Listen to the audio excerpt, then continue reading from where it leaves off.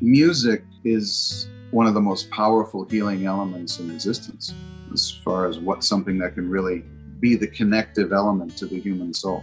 Nothing can bring you back to a time and place as effectively and as succinctly as the right series of notes and the right lyric. And it's an instant time machine. It's amazing. I remember remember the old Neil Diamond film, The Jazz Singer. Believe it or not, that performance of Coming to America on that, stuck with me at that time. I remember Def Leppard tunes in high school getting me through heartbreak. I remember 9 Inch Nails trying to make me feel better about how strange I felt in my position in life. I remember the Ramones and the Misfits and the Sex Pistols making me feel better about my, feelings of rebellion and going against the grain. And then there's, Metallica to go ahead and temper your passion and your fury and focus it and let you come to terms with it, and things of that nature. As a young boy, I was trained as a cantor, some of the leads Jewish congregation in prayer.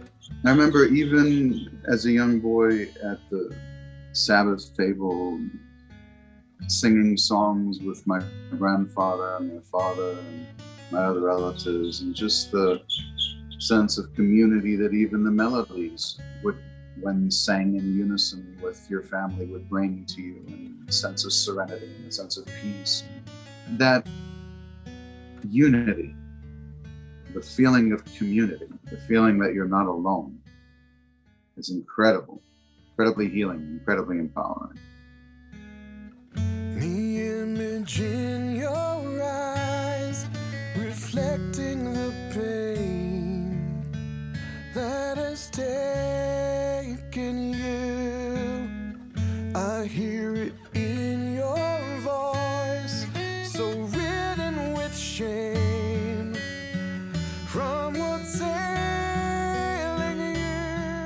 Our biggest thing that we used to constantly fight against was the stigma that's associated with people who have succumbed to the disease of depression or addiction, who have taken their own lives.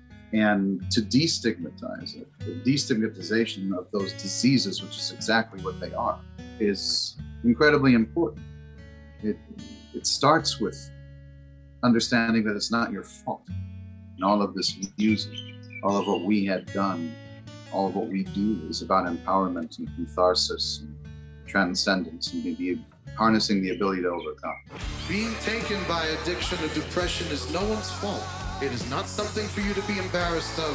It is not something for you to be ashamed of. We would always take a moment during the tour and ask everyone in the room who's had their own personal experiences with addiction or depression. To prove to you that this is not an affliction that is exclusive to the world of entertainment, by a show of hands, how many of you have dealt with the demons of addiction and depression yourselves or know someone that has?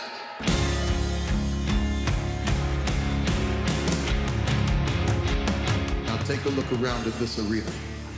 You are not alone.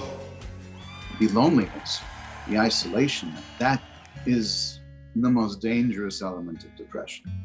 If you let those emotions fester inside, they poison the body. Having other souls lit up by the same frequency at the same time does something to a person.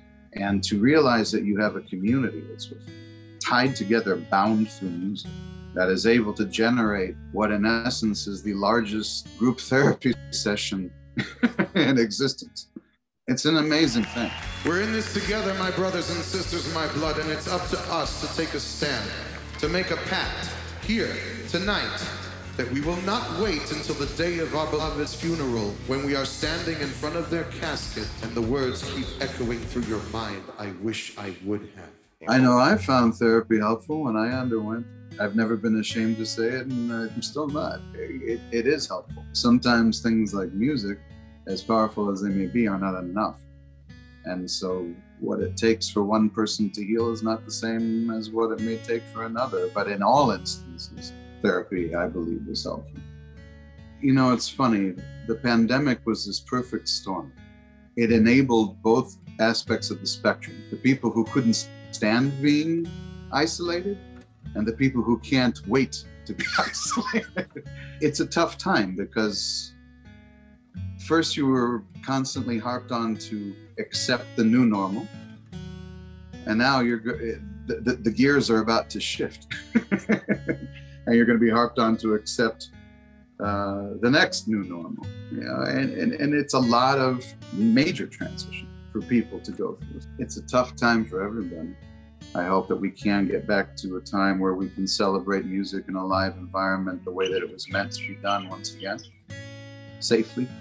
But just knowing that people can utilize what you've created and are continuing to utilize what you've created to both deal with and empower and transcend and remember is incredible. It's a gift, truth be told. It truly is.